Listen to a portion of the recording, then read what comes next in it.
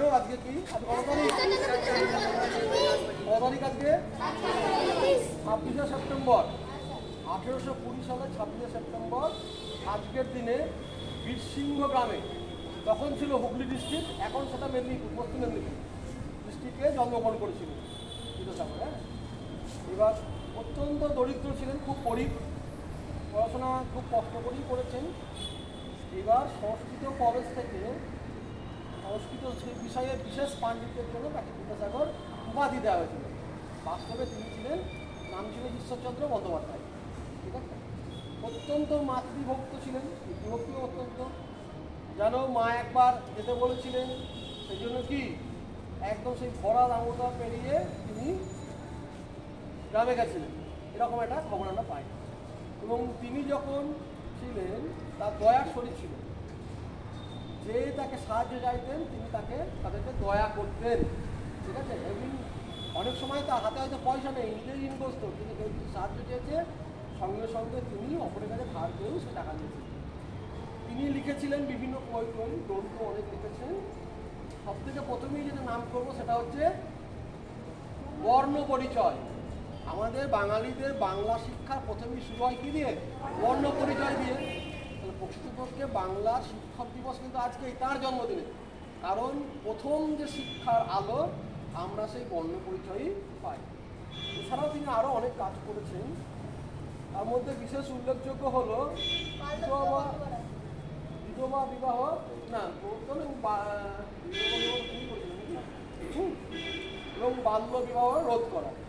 তখন কি হতো সমাজে, মানে খুব কম বয়সে মেয়েদের বিয়ে হতো, এক একজনের সঙ্গে অনেকগুলো ছেলের বিয়ে হতো, পুরো লোকের বিয়ে হতো। বা তারা মরে গেলে কি হতো, বিধবা হয়ে যেত। অনেক সময় সতীদাহ প্রথা ছিল, যে রাম রোধ করছিল যদিও। তখন ধর্মের দোহাই দিয়ে বিধবাদের আর বিয়ে দিত না, যাতে স্বামী মারা গেছে। তিনি এসেছিলেন এবং এটা প্রবর্তন করেছিলেন। এটা একটা খুব যুগান্তকারী তিনি আন্দোলনের মাধ্যমে গড়ে তুলেছিলেন এবং সকলে তার বিরুদ্ধে ছিল, তবু সেটা করেছিলেন। ঠিক আছে, আমরা আজকের দিনে তাকে সবাই স্মরণ করছি। এবার বিদ্যাসাগরের মাল্যদান হবে। বিদ্যাসাগরের মাল্যদান করবে এই কি নাম, কি ছিলিস নাটকে? ইনাজ সিকদার বিদ্যাসাগরের প্রতিকৃতিতে মাল্যদান করবে। ছোট ছেলে তো, বর্ণ পরিচয় থেকে শিক্ষা, তোমাকে সবাই মালা দিচ্ছি।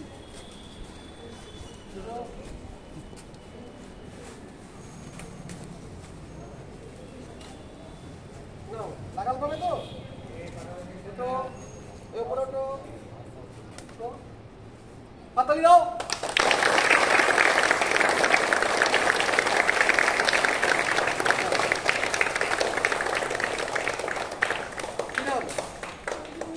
সঞ্জীব মিত্র। সঞ্জীব মিত্র, আমাদের তো এখানে তিনটে মহাপুরুষ আছেন, তিনজনই কিন্তু মহাপুরুষ এবং বাঙালি। কে কে? রবীন্দ্রনাথ ঠাকুর, ঈশ্বরচন্দ্র বিদ্যাসাগর, কাজী নজরুল ইসলাম। বাঙালি হৃদয়, বাঙালি মনন যদি বলো, এরা তিনজনই থাকে। একজনকে যদি অন্যজনকে দেওয়া যায় না, আমরা সবসময় তিনজনকেই দিই। এবার কবিগুরু রবীন্দ্রনাথ ঠাকুরের প্রতিকৃতিতে মাল্যদান করছেন, নাম সন্দীপ মিত্র। কোন ক্লাস? ক্লাস 5-এর। নাও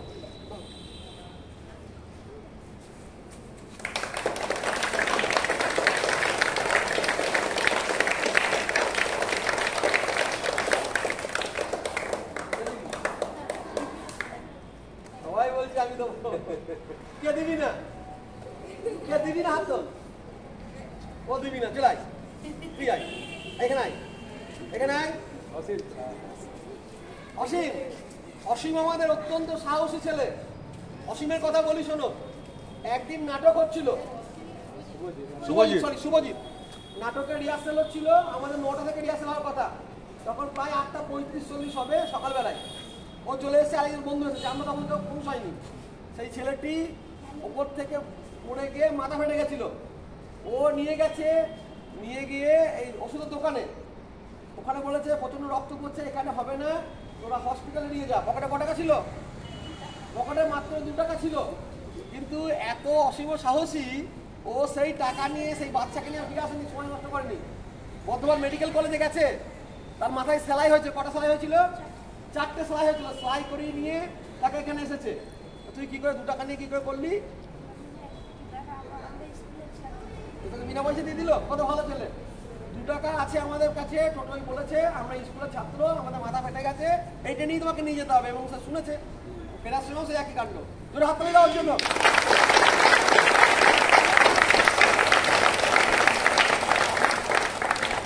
আজকে একটা কথা দিচ্ছি, আমাদের যেদিন অনুষ্ঠান হবে স্কুলের, সেই দিন ওর সাহসিকতার জন্য পুরস্কৃত করা হবে, এবং সবাইকে বলবো প্রত্যেক বছরই একটি করে ছেলেকে সাহসিকতার জন্য পুরস্কারে যদি আমরা করি, আপনারা রাজি?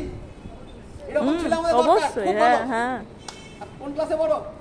ক্লাস 7 এর ক্লাস টিচারকে আরে কি বাবু, আপনার দায়িত্ব, আপনি কিন্তু মনে করে এই যেন পায় এই ব্যবস্থা করবেন। বললাম স্কুলের অনুষ্ঠানে